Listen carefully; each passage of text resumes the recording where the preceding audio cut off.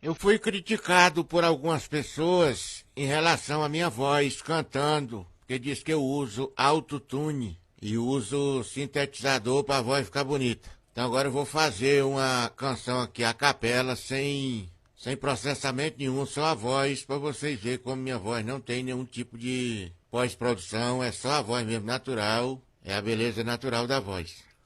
Eu tô sendo solteiro falseno!